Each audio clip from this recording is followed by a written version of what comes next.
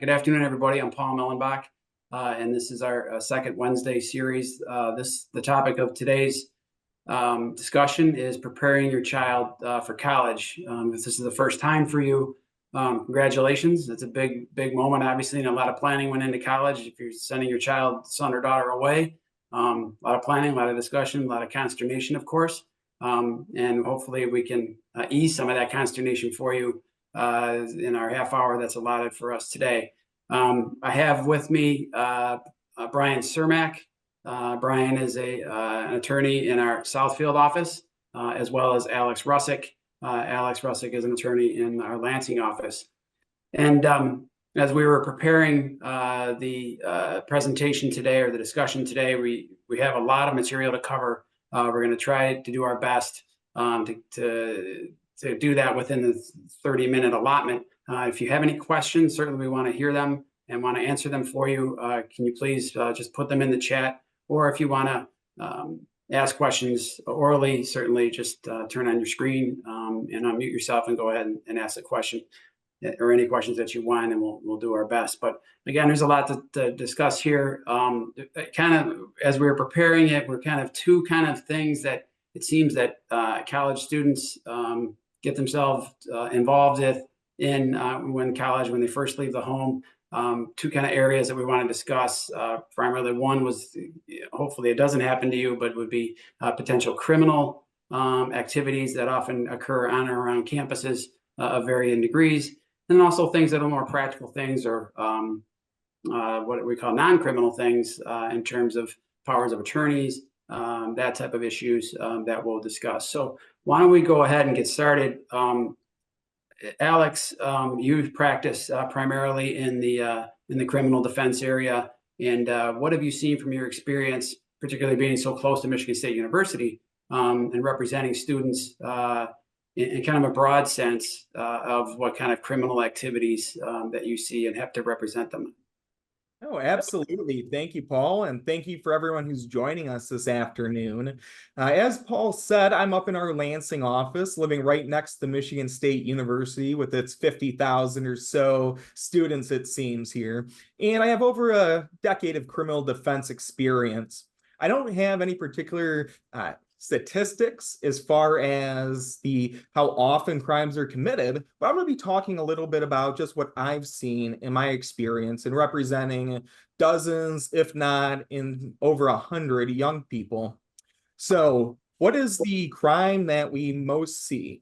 Well, that's going to be pretty much anything that's associated with alcohol or a controlled substance of some kind. So for all the parents in the room, alcohol, still illegal if you're under 21. Marijuana, it's still illegal if you're under 21, unless you have a medical marijuana card.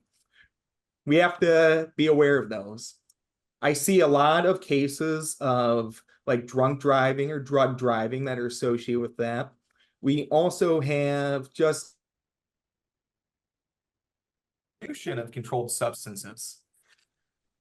And I apologize, I just got a notification on my Zoom that my mic has changed over. Paul, can you still hear me? We can. It cut out a little bit, Alex. I'll tell you again if it does cut out, but it came right back on. I think you indicated the third topic was controlled substances. Oh, perfect. Yep, that's exactly what I was talking about. So parents need to be aware that there are criminal statutes, misdemeanors, and felonies associated with the unlawful use, possession, or distribution of controlled substances.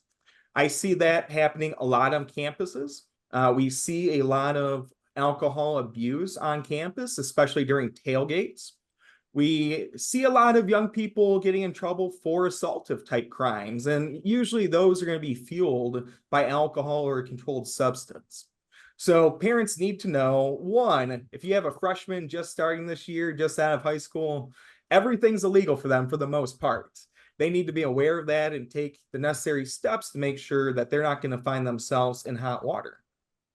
Outside, just interrupt real quick, Alex, in terms of the fact that alcohol is obviously a problem on campus and probably in the high schools as well to a certain degree. What can the parents do to, other than educate their child or talk to their child about alcohol or alcohol abuse or the problems they can run into? Is there anything else that they can do to try to prevent that from occurring? Absolutely. And I think that the absolute best thing that parents can do is to sit down and have a serious talk about what could happen on campus based on the decisions that their child is going to be making.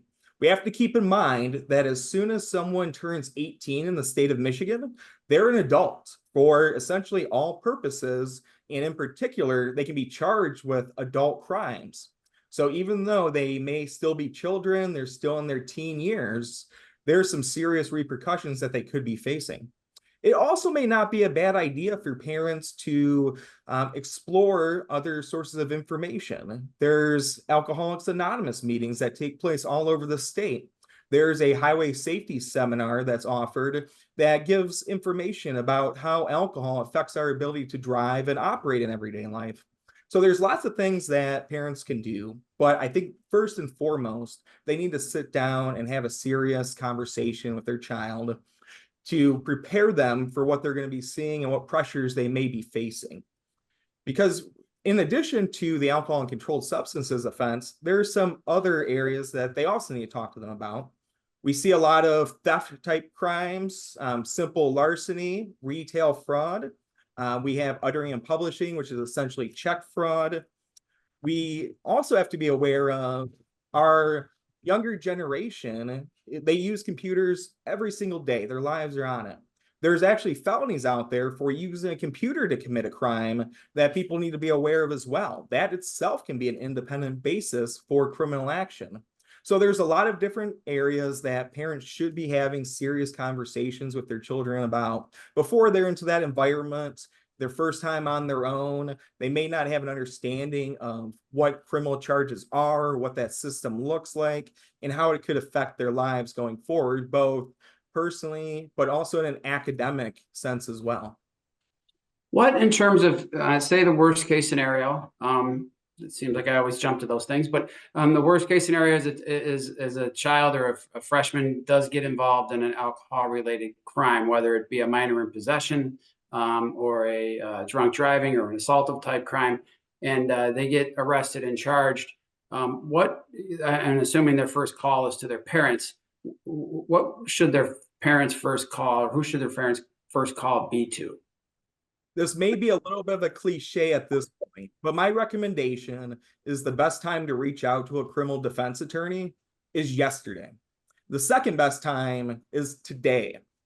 When you have an idea that there may be a charge coming, something that's out there, or if there's actual criminal charges that are being pursued, we have a lot of options to combat those kinds of cases on behalf of young people, but we need to know about it as soon as possible so we can devise a game plan and put that young person in the absolute best spot possible, even though they may be going through one of the worst times in their lives if they've been charged with a crime.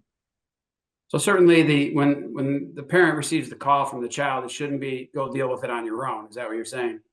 That's absolutely correct. They need an experienced criminal defense attorney to give the minimum information and to start the process to enable that young person to defend themselves in court. Okay. And Bryan, you're not going to be left alone here. If a college student is charged and convicted of a crime, whether it be alcohol related, an assault crime or something, what are the implications of that? What carries with them for the rest of their life? Well, it's like anything. It's like anything else. It could cost you your first job. In the old days, and I'm not trying to date any of us that are on this broadcast.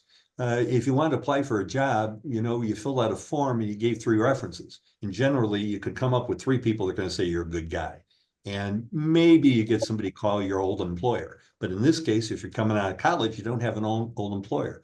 Well, now with generative intelligence and chat GPT and some intelligence are taking over HR functions, they go back and search the internet. I'm sure you've all seen those ads about, do you want to do a people search on this person? We can come up with all their prior convictions and everything else that's happened in their life. So what ends up happening is you go to interview for your first job, 4 years, let's say, after you committed a crime, your freshman year, just an act of stupidity, and it pops up.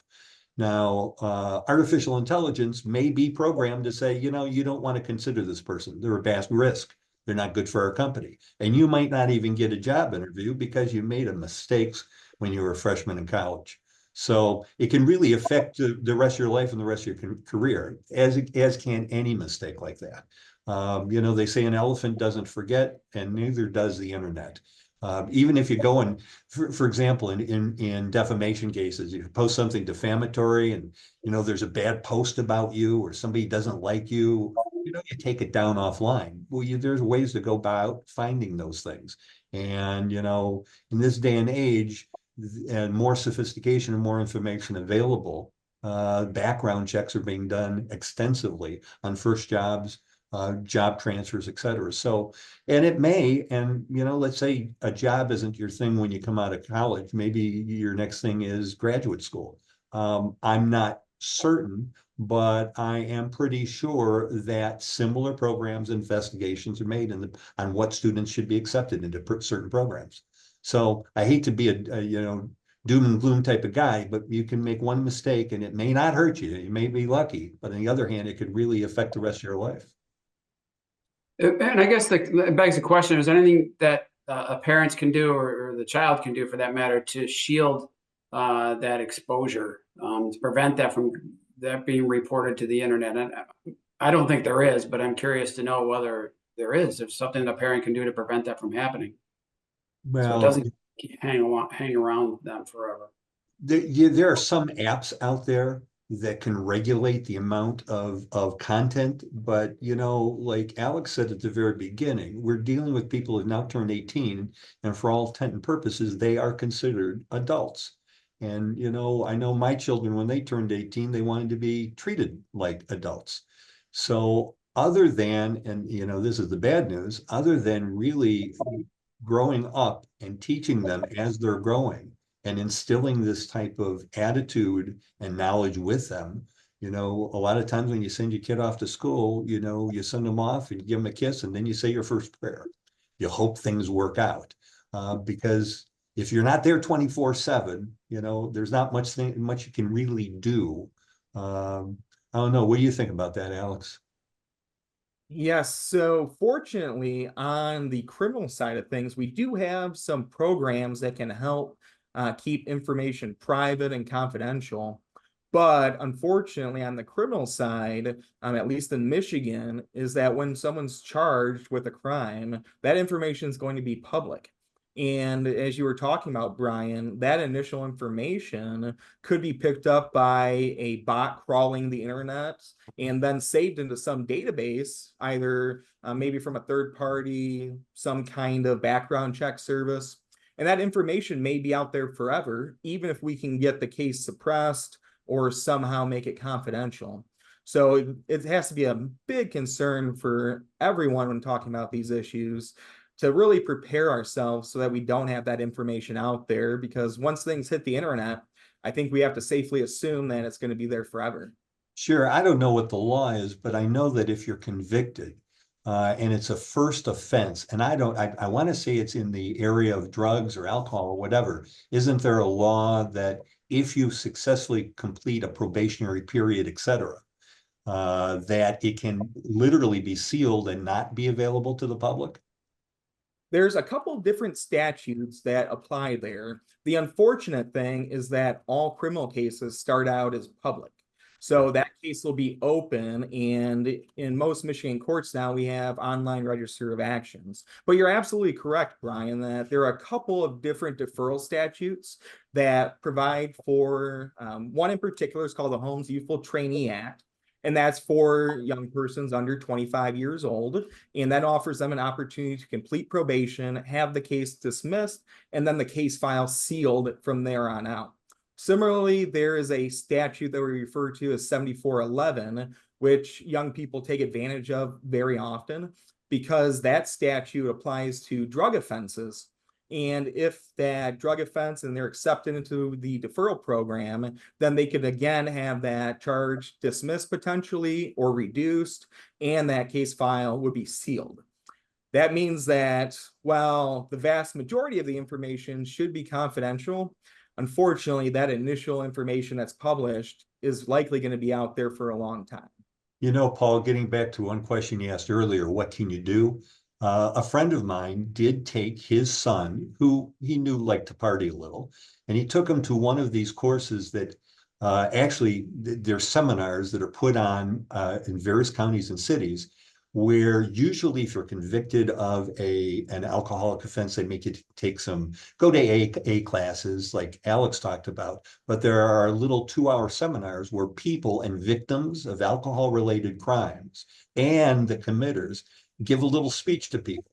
And they show some pictures of maybe some crime scenes. And he was lucky enough to sit down and had a parent talk about the effect on losing a child, and then a young person who caused the death tell about how that stupid mistake of getting drunk in college really didn't ruin her life, but set it back. And it was an eye-awakening experience for the kids. So that's something you can do before they go to college. That's absolutely right, Bryan. And just to give everyone who's joining us today a little bit more information, I believe that the most prevalent of those kinds of seminars are hosted by Mothers Against Drunk Driving. They're called the Victim Impact Panel when MAD puts on the seminars. And exactly what you said, an opportunity to learn about other people's stories. Those victim impact panels before the pandemic were held regularly in person. Now, my understanding is most, if not all of them, are actually on Zoom, which makes them much more accessible for people to join.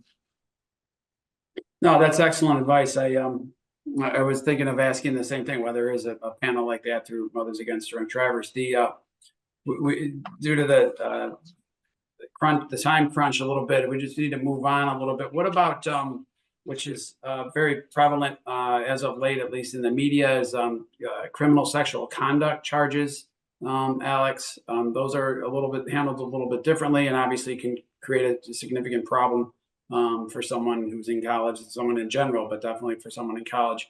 And it also relates to Title IX. Could you elaborate on that a little bit?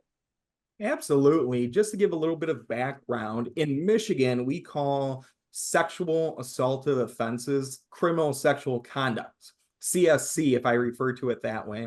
There's multiple degrees of it, with first degree being essentially the worst act. Either it's accomplished through force or against minors under 13 years old is most common. But we also have other degrees of CSC, second, third, and fourth, and they vary in the penalties that are associated with them. And that's based on the conduct of the person who commits the offense. So what do I see most often representing young people? Most often, I don't see what we would think of as like a rapist, someone breaking into a house and committing a rape. It's much more of, I was in a situation and I didn't obtain the affirmative consent of my sexual partner before engaging in it. Oftentimes, that's involving alcohol or drug use as well, which can obviously impair our decision-making abilities. So what happens if we don't have consent of our sexual partners? My recommendation, of course, is parents have this talk with their children, and then they're going to have their own serious conversations with their partners around them. You're comfortable enough to talk to them about their consent to the activities. But what happens if you don't have consent? There's a couple of different things that may happen. We talked about the criminal consequences, and CSC first degree, that's punishable by up to life in prison, and CSC fourth degree, that's subject to up to a year in jail. So, and then the other ones are in between there. So what else can happen other than the criminal prosecutions? We have Title IX proceedings. We also have the potential for other violations of the student code of conduct, the handbook, whatever may be applicable for that specific institution. And that could result in loss of scholarships, federal loan opportunities, jobs, and there's also a basis to file a civil lawsuit based on sexual assault. I myself represented about 45 of the survivors of Larry Nassar in litigation alleging that the community, the college, as well as Nassar committed these sexual offenses. So I'll be very quick. I know that we're running short on time. What is Title IX? Title IX was enacted in 1972. It's a federal lawsuit, and it prevents discrimination based on gender in the academic setting. So any academic institution that's receiving federal funds, they have to abide by Title IX and work to prevent discrimination on campus based on gender.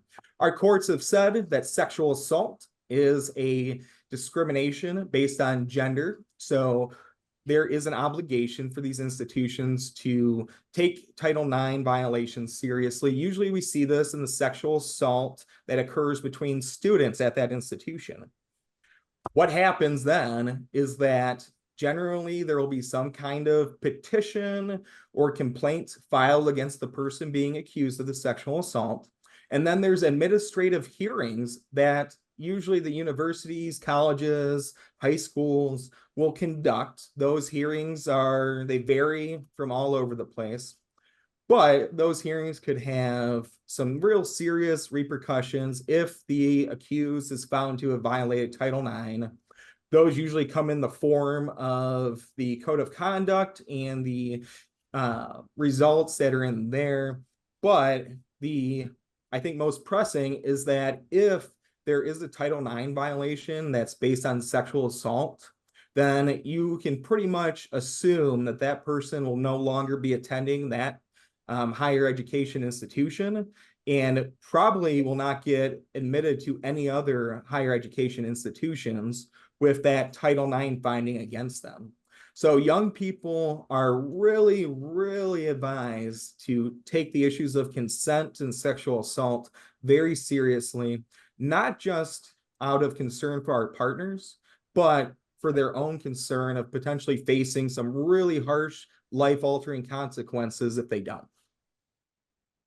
Thank you, Alex. We need to move on a little bit, and I don't want to focus again so much on criminal, because hopefully and most likely our children are not going to engage in criminal activities for the vast majority of them. So there are some other things that to prepare your child for college that I think are important. Bryan, if you can elaborate on things like durable power of attorneys, advanced medical directive, those type of things. What should a parent do to prepare for their child is going away, and what kind of documents or anything non-criminal should a parent prepare for? Sure. Really simply put, if your child's at home and he or she's under 18 and there's an accident and you get a call and say he's in the hospital, you go to the emergency room, you talk to the doctor, you say, I'm his parent or her parent, and you talk to them about your child's care and treatment, and if there's an emergency surgery that's necessary and a decision that has to be made, you can make it. When you hit 18, all bets are off. So imagine yourself sitting at home and you get a call that your child's been in an accident in college. And let's say it happens to be Michigan State and you're down here, I'm in Southfield, and you drive up to the campus, you go to the hospital and you say, I'm the father of, and they say, thank you, I can't talk to you about this person's medical care because we don't have an appropriate HIPAA form. We don't have a release to discuss the medical care of your son with you. So that's the first form you can get. Simple form, HIPAA form that allows you to discuss the medical care and treatment of your child or anyone that gives you the authority to talk to it. So that's number one. Number two is, God forbid, if your child's unconscious and can't make medical decisions for themselves, you want to probably have a patient advocate designation or a power of attorney that gives you the right to make the medical decisions for the person. I'm sure that depending upon how old you are, you probably heard about or read about a case that occurred in Florida many, many years ago, Terry Schiavo.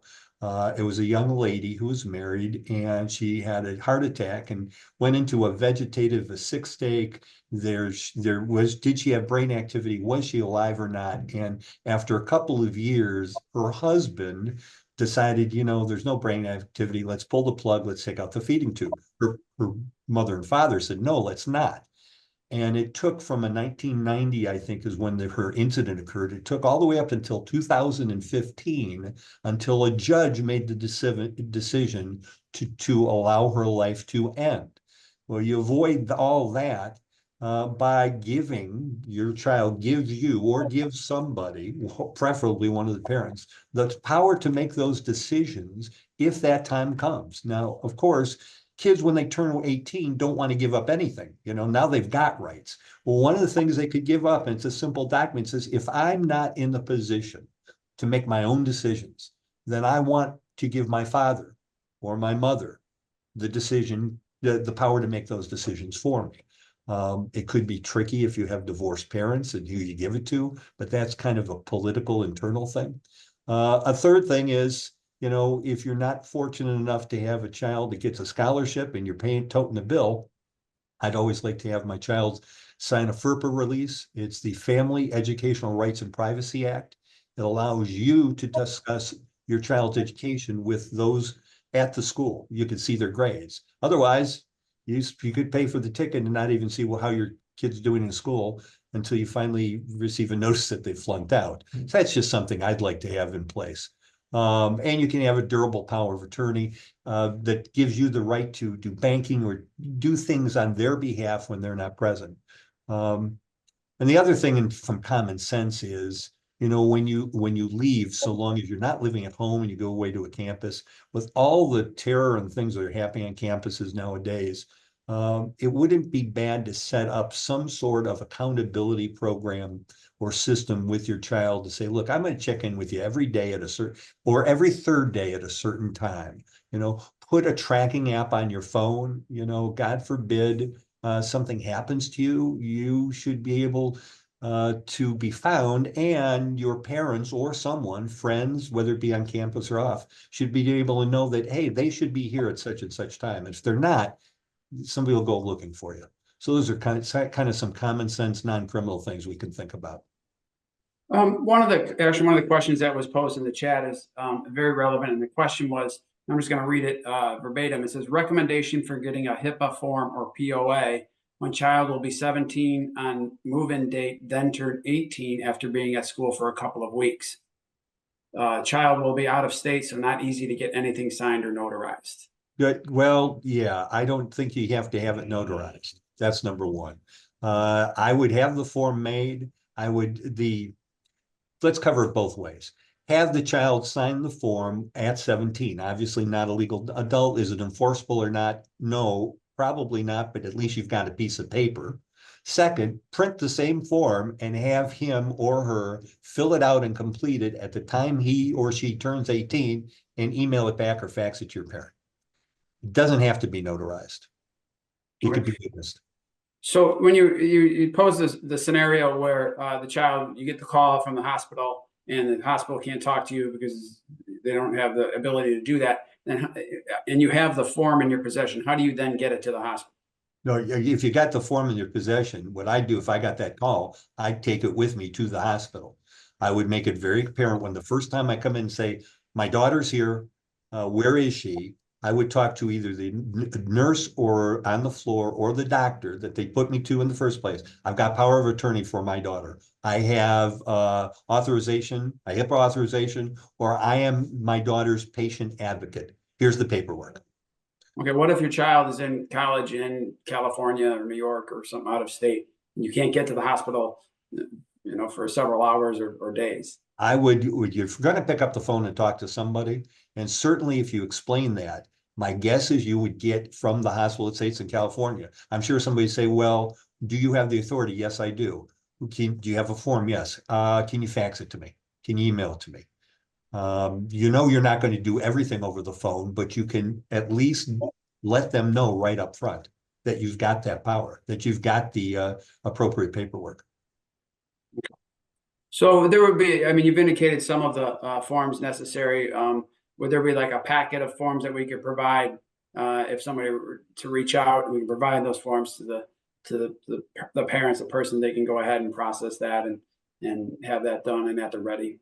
Absolutely. It's really simple. What we do here is, and there are a number of attorneys in the firm that do it, you have a quick, it doesn't have to be a sit down. It could be a Zoom meeting like this or a telephone call. Find out the name of the child, talk to the child, find out what their desires are, usually a conversation with one of the parents, get the information, and we can spit out the forms and exactly what they need and get in their hands for them to execute.